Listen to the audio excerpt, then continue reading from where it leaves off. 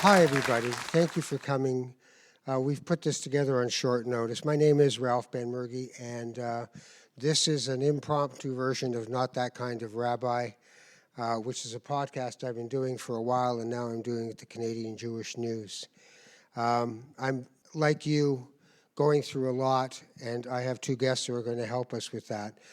A couple of things I want to frame this conversation around. One, this is not a geopolitical conversation. We don't want to do this tonight. We don't want to, they did it, you did it, we did it, who's right, who's wrong, how does it work? That's not what this conversation is about for us. It's about what happens to us when these things happen. It's about how we deal with trauma, how we deal with grief, how we deal with all the different emotions that go on when these horrible things happen to humanity, to everyone. And we want to be able to share that with you. My guests will be able to help illuminate that conversation. And later on, if we still have time, we'll take some questions. One thing about questions, make them questions. I've done this for decades, and people say they're going to ask a question. They make a statement, but they don't ask a question. So when we get to the question part, try to make sure that you're actually ready with a question that you would love to hear an answer to. I'm going to introduce on the end of our row here, Lynda Fishman, who's an individual and couples therapist practicing in the Greater Toronto area. She's also the author of the book, Repairing Rainbows. It's the story of enormous personal loss and how to navigate the grief and pain that comes with it. In this deeply troubling time, Lynda can offer strategies and a way of seeing what we might be going through that can benefit us all. As well as being a registered social worker and grief therapist, she's been a summer camp director and a college professor and an inspirational speaker. So please welcome Lynda.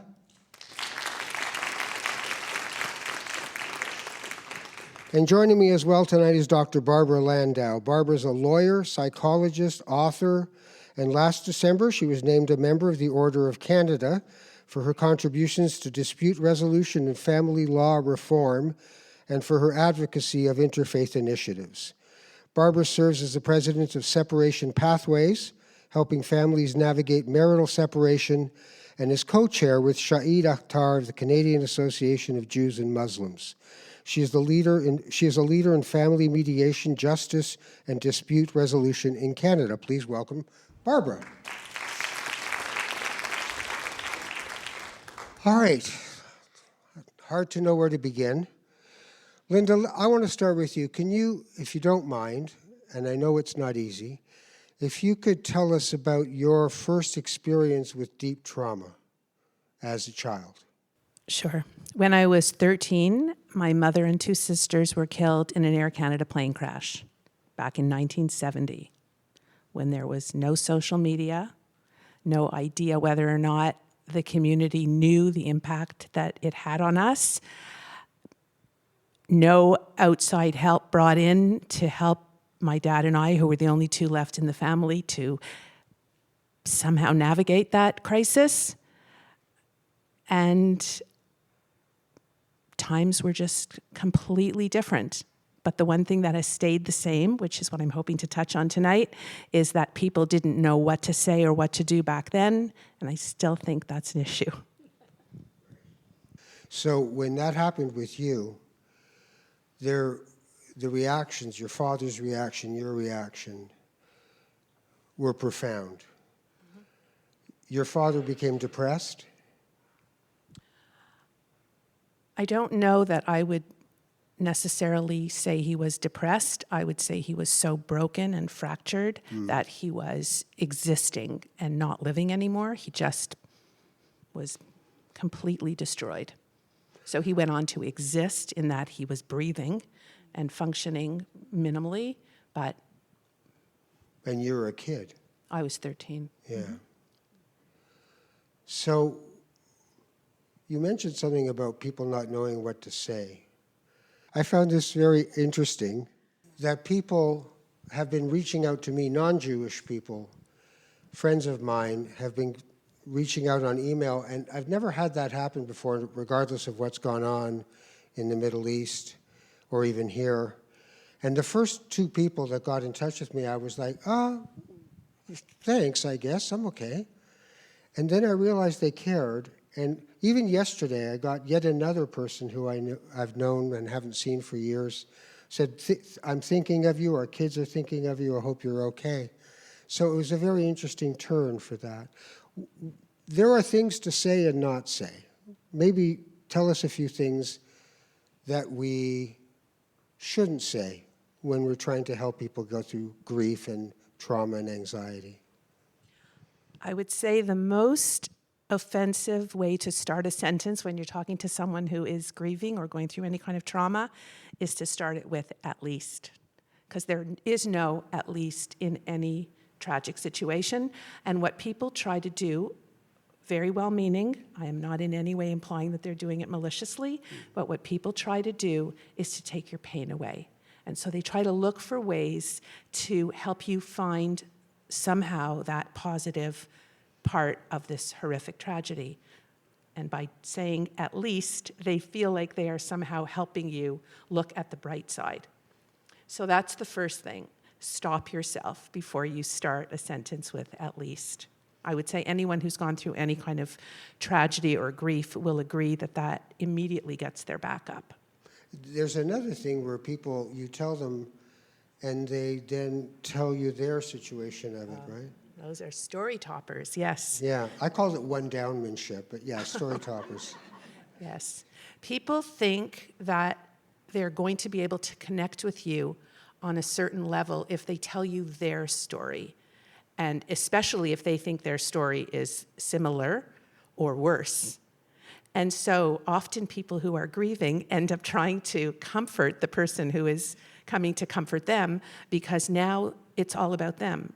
I also call it, besides story toppers, the "let's talk about me" people. No, let's not talk about you.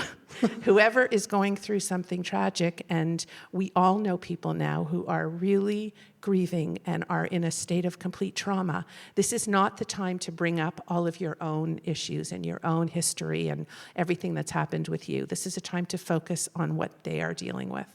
So when this happened, when the Hamas terrorists entered Israel and killed so many people, what was your reaction? Well, it was very triggering, obviously, when they talked about,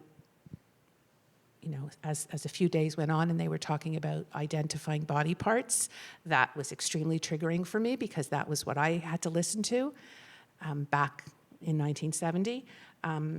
And my first reaction, which I'm sure was consistent with most Jewish people or people everywhere in the world, was shock, complete and total shock, and disbelief and fear, all of the emotions that knock you over when you hear something so horrific that you just can't believe it. What were you afraid of?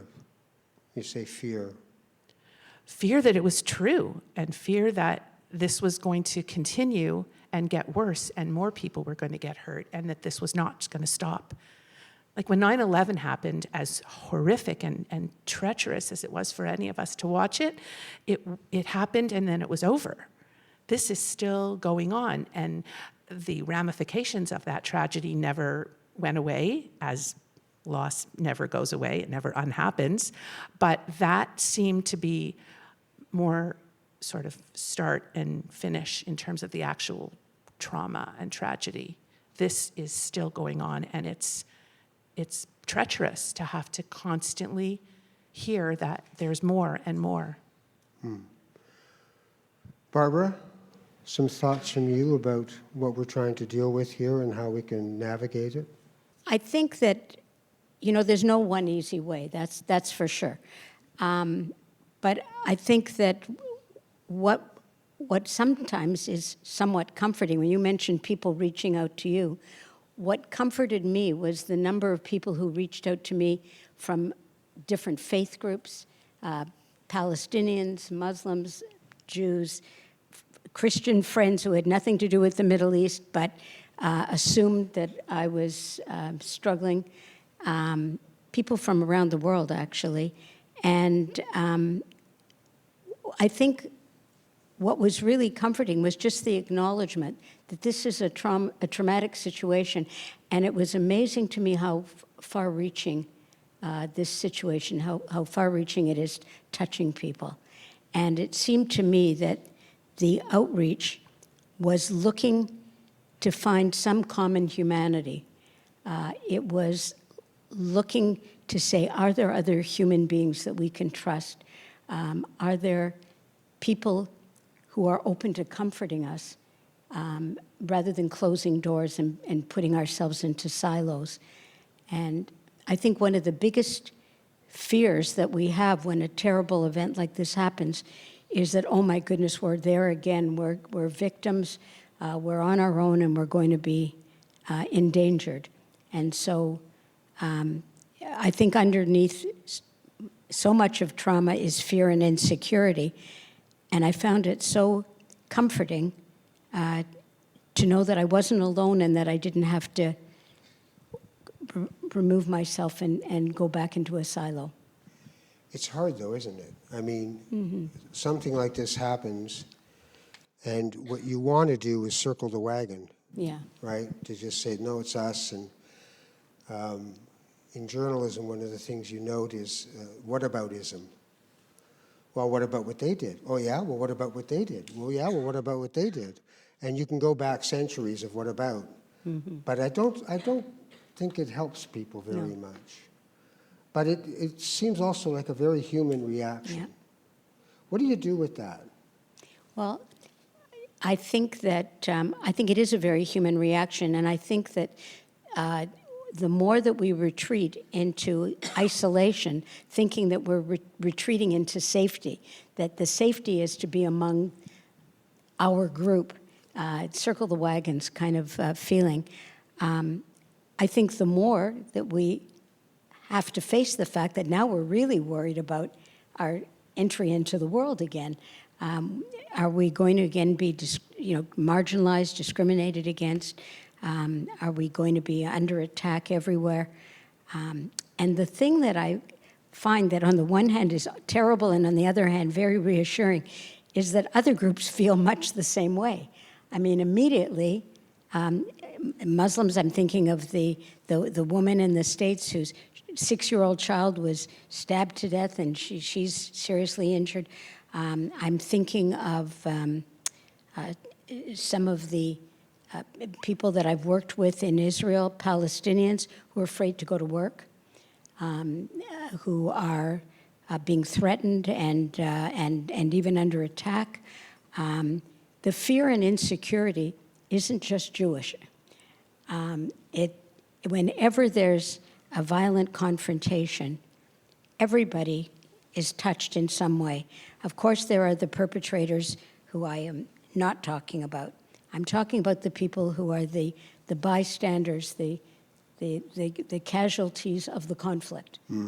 And what I find people really want to hear is they want to hear that not everybody in the world is our enemy.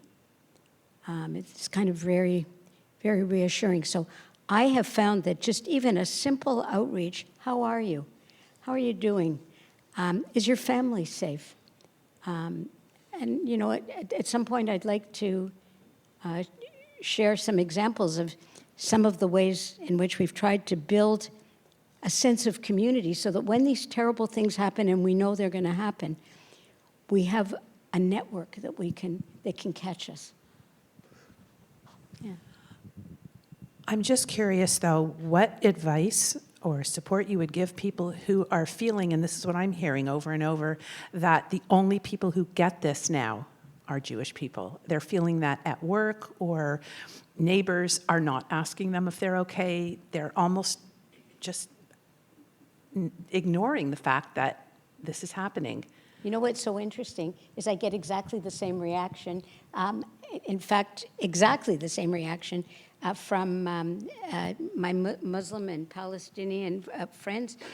They respond exactly with, it's almost like they have a checklist of this one didn't respond to me and this one didn't respond. They don't count so much maybe the people who did, but it's who's missing on the list. I think we're all insecure. I think we're all fearful. And I think that you know, my experience is that by and large, people want the same things in life. They want security, they want safety, they want hope for the future for their children. They don't want obstacles in the way of making a good life. And that's our common ground. Now, there are people who are hateful, there are people who want to destroy. That's for sure, we've got enough of those. But it's amazing to me how many people that we overlook, or we don't take that extra step and say, I wonder if that person's feeling insecure right now. It doesn't mean agreeing with them. It doesn't mean, you know, dismissing the terrible events that have happened. It means just checking in on the ground, on the level of, I care about you, and seeing whether the door is open. So I want to pick up on what Lynda said, though, as well. That's wonderful, but I also think there is this other piece that gets animated in a situation like this, where, as Jews, there's this kind of shrinkage of, they don't get it. You know, this isn't the first time. Yeah. I know somebody who just came back from Berlin, and she was going to Warsaw to go to one of the concentration camps on a tour from Berlin, where she'd been at the Holocaust Museum, and then she found out this had happened. And I asked her about that, and she said, I just felt so alone, Jewishly alone, that I wanted to turn to other people and just go, you just don't know what it's like. Mm-hmm. But does that, as a therapist, what do you do with that when somebody just shrinks into that and doesn't have any magnanimous feelings at that point? How do you help them? Well, I am hearing, not only from clients, but from friends and relatives, that people are feeling very, very separated from people who are not Jewish right now, and feeling as if people don't really understand the devastation that we all have hovering over us right now, and that we can't stop thinking about. So I think it has affected relationships, and I think it has affected whether or not people feel cared about, mm-hmm. and whether or not they trust now that their neighbors or their friends really care or understand what is happening and the impact it's having not only in Israel, but on everywhere where there are Jewish people, and really everywhere where there are people who care about other people. And I think it's really an issue. I'm hearing it so much that I can't believe that it's a small group of people. I think people really are feeling now that they want to be around other Jewish people because they don't feel understood or supported by people who are not Jewish. And sometimes I feel that non-Jewish people don't know what to say. Yeah. Right? They just, it's like, in my neighborhood, there's this Catholic church that I walk by, and on a Sunday I'll see the doors open, and I think, geez, I'd love to see how they do, my old rabbi used to say, how they get it on with God. What do they do in there? But I thought, no, but if I go in there, I won't know when to sit down or stand up, and communion will happen and I won't do it, and I can't go in there, I'm not one of them. And when I think about this horrible situation now, I think of some of my friends who are thinking, is it my business to say anything to them? What if I say the wrong thing? What if we end up in some argument and I didn't even know it, right? So there is some fear of the other, yeah. And what to do. If we do what is natural to do, which is to retreat, I'm not denying that that doesn't feel most comfortable, but then does it resolve our insecurity, or does it mean that we have to continually be in that closed space? What it brings me to is, you introduced me by mentioning that I'm the co-chair of the Canadian Association of Jews and Muslims. There's a story for how I got to that.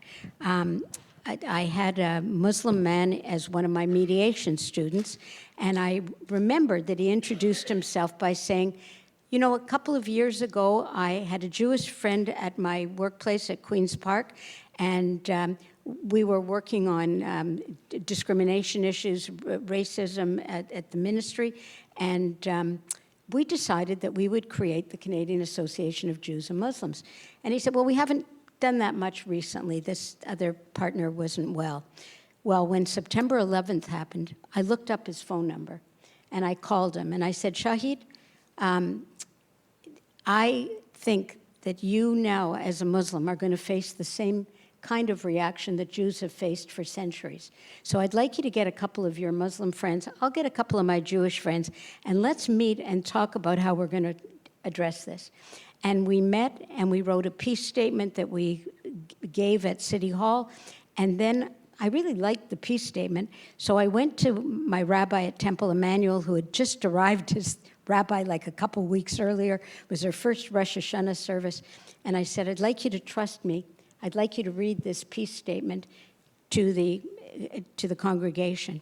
And she did. But what was really behind it was that Shahid started to talk to me about the fact that as soon as September 11th happened, people were making insulting remarks as he went down the street. People were telling little children that why didn't they go back to the country that they came from. He felt frightened to go to work. He felt marginalized. And I think sometimes the people that we expect to identify with our trauma haven't experienced the same level of trauma. And so maybe we're expecting too much. And maybe we need to expect something different, at least not to expect that they can walk in our shoes. I don't think Shahid could have walked in my shoes before September 11th, but now he could. And then he also talked about how he had to leave Pakistan in a hurry. He was a journalist and a lawyer, and he was a human rights advocate. He had to leave quickly. So again, it got him in touch with the traumas that he had faced. Right. And then we could share our stories. I think sometimes we need to get to a point where we can share what it is we're most concerned about and where we need the most help. And it won't be the same. And Jews are exceptional in that we have attracted a lot of difficult situations. But certainly with wherever there's been intractable conflict, in Northern Ireland, in Rwanda, in Israel, in many places, I think there are partners who know what it is to experience fear and insecurity. When you had some things that we shouldn't say or not say when we're dealing with people with trauma. So in this situation, if there's somebody who wants to ally themselves with what we're going through, are there ways they should approach it and not approach it? Do you have advice for them? Well, I think your point, Barbara, about maybe our expectations are unrealistic. People don't understand trauma unless they have experienced it. I absolutely agree. And most people, once they do go through a terrible loss, they will be honest enough to say, I really had no idea it would be this terrible. So I completely agree with your point. So to that, I think, yes, telling people that when they say, oh, hey, how was your weekend after the Thanksgiving weekend, when I think a lot of people felt really sort of betrayed when they were asked that question, would be to just explain that it's really hard to explain what kind of weekend it was because it was so traumatizing. And maybe give people a chance to learn a little bit more about what it was like. Is there a fear that you might, if you go, it was a horrible weekend. How was your weekend? Well, it was a horrible weekend. Don't you know what happened? You could shut that person down without meaning to, right? Right. So it's very tricky to be doing that. What's the role of intergenerational trauma in all of this? When this massacre happened, what happened for Jewish people in that? Do you think? I think that there's a real anxiety about exposing your children to the kind of trauma that's happening, and we want them to not know too much. And that's true before this particular trauma. We've really protected our children in our synagogues and educational things from knowing too much about the conflicts that are going on and the cycles of violence and this person's expectations, that person's and the result is they end up going to university and suddenly facing anti-Semitism and all kinds of insecurity. and they're not prepared. So the intergenerational thing, I think the best thing you can do is to give people an opportunity to learn about the situation in pieces, in lump-sized pieces, depending on their age and their background, and in a comforting way, in a way that builds in truth with support. But I don't think not educating people is a way of giving them the tools that they need. It's a balance. I mean, I have balance. four kids. Yeah. But when I was 8 at Beth Shalom Synagogue, we were seeing films of the Holocaust, and my teachers were all Holocaust survivors. I'm not. No. And it was too late to do anything about that. Right. I just was watching it and like, what's wrong with people? Absolutely. How could this kind of evil exist? Absolutely. And so that was like with no buffer, that was just boom, it's yours. And I've always struggled with what do I tell my kids? Because the other part of some of this trauma is it feels so hopeless. Mm-hmm. It's like, yes, people can actually be that viciously awful, and we happen to be one of those groups, right? So if I walk down the street with a kippah on my head, am I now a target? Right. Right, at any time, not just this week. See, I thought about coming with my bag that says Temple Emmanuel. Right, you have to think about that. Yeah, I had a thought about it. Do I identify? Yeah. But what is, for children, if people who are listening are trying to figure out, well, what do I tell my kids about what happened just now? How much do we tell them? How old is old enough? Well, do you want to say something? Then I wanted to share something. Well, what I'm advising people to do now is, first of all, to limit the amount of social media that is playing in the house, and the news. It has to be turned off, and people have to be okay with that. They have to not feel guilty, which I know that because, we feel like if we turn off the news, then somehow when we go do something normal, somehow we're not being loyal to the people who are living this nightmare. But I think that studies have shown that the more exposure you have to the media during this horrific time with all these graphic details and gruesome videos, you're just going to have more chance of developing PTSD and all kinds of long-term effects. And the effects on kids are even worse. So what I'm suggesting is that people try to do some normal things, like the first Friday night after the Thanksgiving weekend. I suggested that people do a Shabbat dinner, because you can tell your kids that, we're going to turn off the news now, we're going to try to be as normal as we can, but you have to show them through your actions, and there are certain things that have to be normal. There has to be a little bit of a balance of the crying and fear, and the kids are going to see that, and then something normal. So. Well, it's also depends on the age. I was thinking of kids that are ready to go to university and thinking about all the campus things that they're facing now, the traumatic events on campus. I wanted to throw in here, though, the fact that I would love to see us spending more time when we're not at the point of this trauma and conflict, bringing kids together from different backgrounds so that they do build friendships. We tend to live in different neighborhoods. We tend to go to different schools. We often don't meet. One of the things I do is I'm a spiritual director. I'm an ordained spiritual director, and I counsel people. And one of the things I've noticed about spirituality is it has no borders. It's not tribal. It's about heart-to-heart relationships with people. But what I find when under stress like this is that we start to decide to cherish ourselves and not the other. If they happen to die because of their, collateral, well, that's, it's not our fault. We didn't start it. And that all kind of evaporates. And I always lament that, if we're in good times, we can feel like we can share ourselves with people.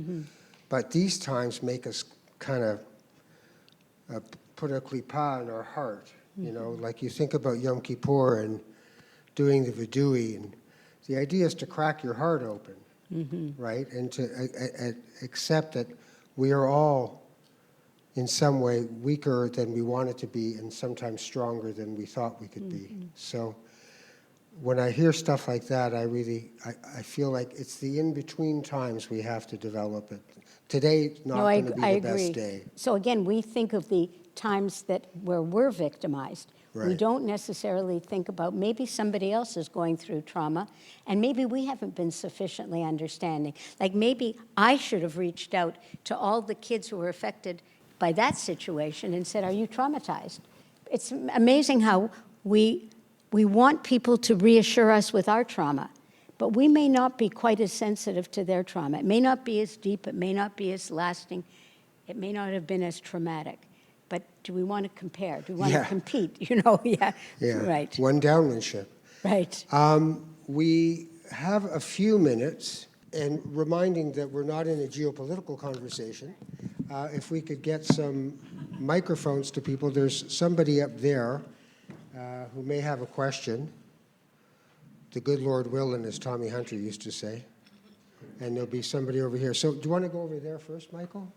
Okay, I was hoping that you were going to touch on the intergenerational trauma Yes. for children of Holocaust survivors. And I was hoping to hear a little bit about that. All right. Lynda, did you want to say something about that?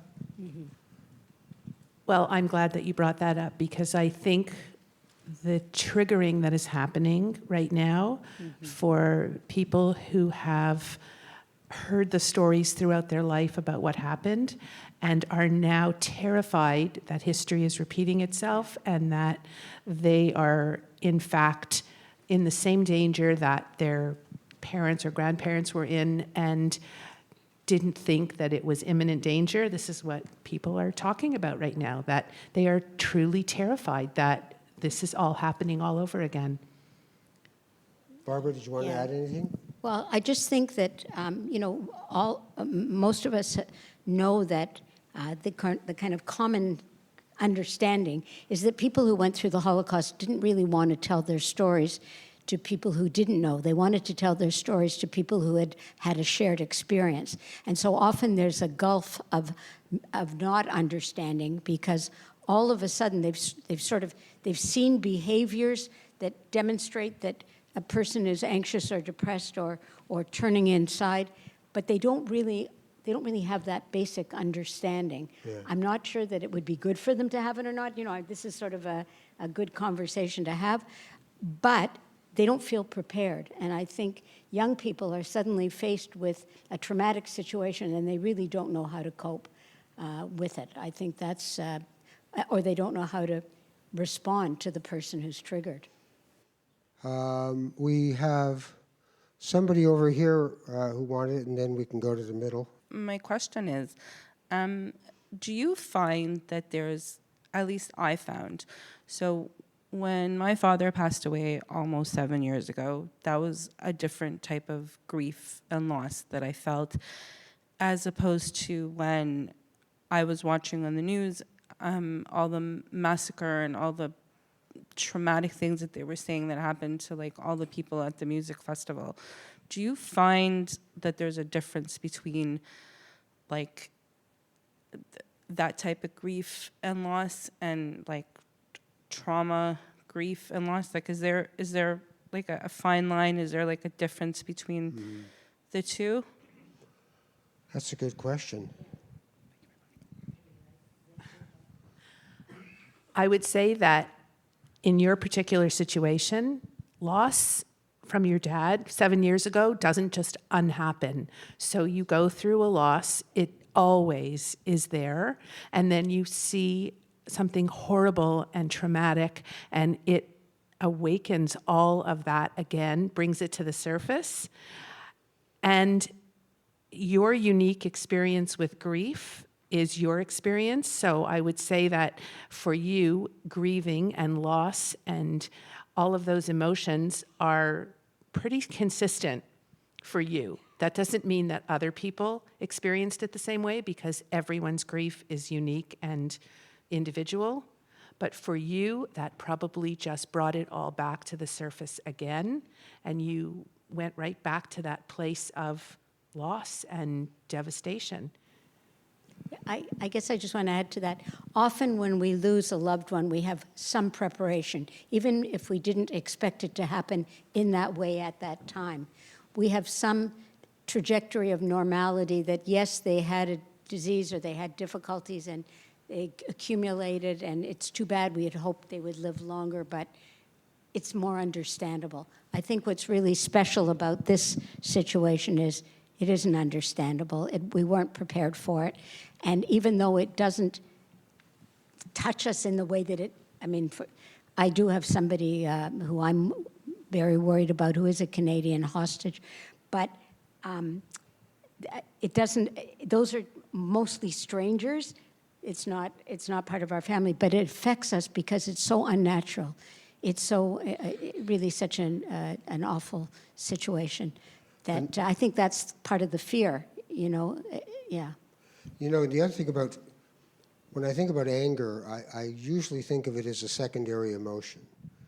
Fear is the real emotion, and the desire to run far away from that fear is an anger response, a cornered person who's feeling like, no, I'm going to push back.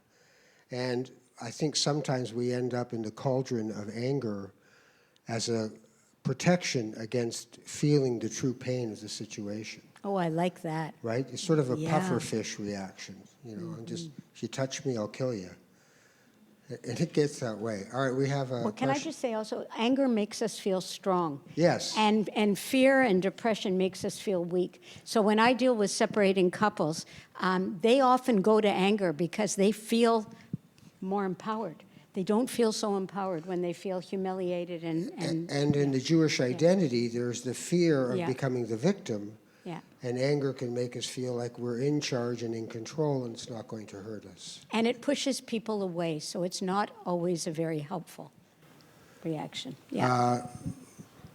Hi. First, let me preface it by saying, Barbara, I'm going to say something, and I don't want you to take it personally, but when you were speaking, I found myself really, really triggered. And I'm trying to figure out why I was triggered. I think it's that at this point in time, I'm not in a headspace to worry about the Palestinians. Not that I don't care about them, but that's a trigger for me. I understand. And when I was trying to figure out why is this triggering me so much, I thought it's also because I have so much fear that this is a far more reaching existential issue that we're dealing with. And while you were speaking, I was like, part of me was thinking, are you kidding? Like, we may not even have Palestinians or Jews to bring to a summer camp. We may not exist. That is a reality. You know, when you start to look into the Tehran and China and Russia and where my head is going on so many levels.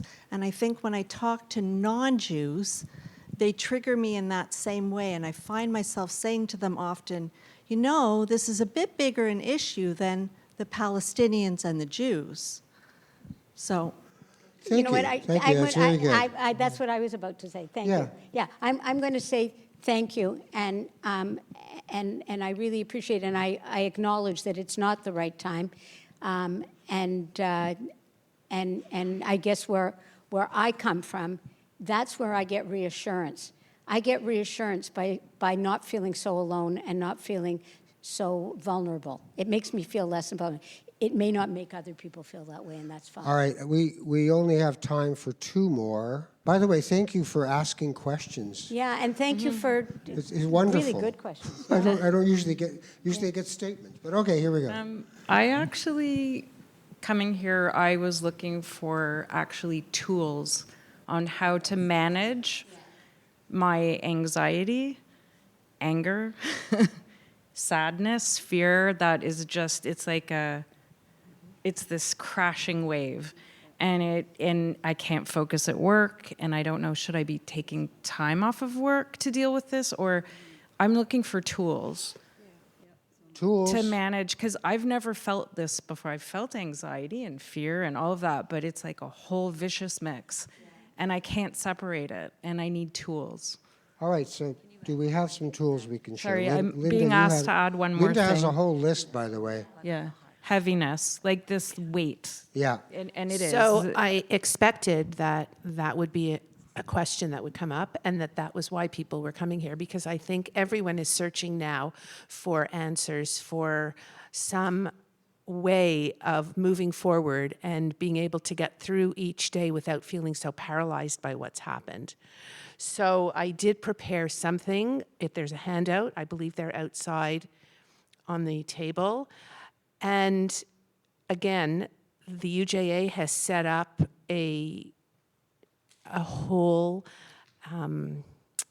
network of people who have agreed to volunteer their time for anybody who's interested in having one-on-one sessions virtually or in person. And I think there's over 200 people who have volunteered their time.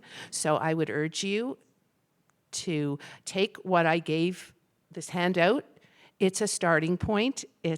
There is no magic wand. None of us have ever in my lifetime, obviously I went through my own personal trauma at 13, but that was a whole other lifetime ago. This feels so new and completely unprecedented. But I do urge you to use that database. Call the UJA. We have all 200 people who are waiting to offer their services. Yeah. And I think it's very individual, and so if we were to give the list will be helpful in order to look at it and say what feels good for you. But if we were to sit here and say these are the 3 top things to do, I think it would feel very superficial. But I will say, if I'm not trying to be superficial and to simplify this, because it's not an easy situation at all for us to say, well, here's what you should do, but there are specific things that I think need to be done, and one of them is to stop. Reduce your media. Exactly. See? Stop listening to the news and watching these horrific videos all day long, and be okay with stopping. And going out for a walk and doing something that changes the channel and makes you feel alive. And find somebody who's not intent on fixing it for you. Yes. Guys are the worst. Right? A woman says something to them and they have to fix it. So I didn't, my wife's always saying, I'm not asking you to fix it.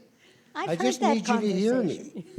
And that's one of the things, is respectful, and I call it holy listening, where you're actually listening with your heart, not waiting your turn to say something. And by being present for people and finding a community of people, we do Shabbat because Shabbat is the miracle that Jews have given the world. To stop, to be, not to do, and to get together with people. We invite non-Jews to our Shabbat table as well. And I always have to say some joke at the beginning, like, a little later on, I'll be swinging a chicken above my head, because they're thinking, I'm not comfortable here. But I want them to be comfortable with us in sharing, because grief is not the owned piece of being a Jew. Grief is grief, and anxiety is anxiety. So people have some or other experience of it, and we can share that experience in support of each other. That's the important thing. And I hear you. I was driving in today, and I was like, I am not myself. I don't feel like myself. I kept forgetting things and going back in the house and thinking, where's my head? Because this is too much to just take in as a person alone, especially if you won't stop scrolling. Right? And that's just a shouting match on social media. No, you're the worst. No, you're the worst. No, you're the worst. It doesn't do anything for us. We're all hurting and feeling the pain of this situation, and it has made us feel like, here we go again. So we have to work with that. We have to deal with it. Can I just add one thing that I think is a really important thing for everybody to remember? That yes, we are all in the very same storm, but everybody is in their own individual boat. And that's a really important thing for you to say to yourself and remind yourself. So stop judging the way other people are dealing with this. And remember that some people are hanging onto a raft and other people are cruising. And it doesn't mean that we're not all in the same storm. Yeah. Doesn't mean they don't care. Yeah. And grief, But, yeah. I remember when my father died, a friend of mine said, like, aren't you upset? And I realized he was expecting me to run down the street screaming and tearing my shirt. And I just said, yeah, I'm upset. But I was upset on and off, well, what is it now, 33 years? Because it's a relationship grief. It's not a moment, it's a relationship. And every once in a while, something makes you remember it. You'll be watching a movie and the father hugs the son. And I'm like crying. I'm just sitting there going, oh, right. He's back. You know?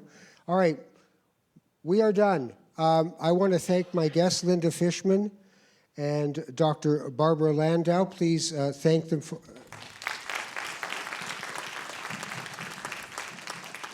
Thank you very much for coming. We truly appreciate it. Take care of each other and take care of yourselves. Thank you for the good questions.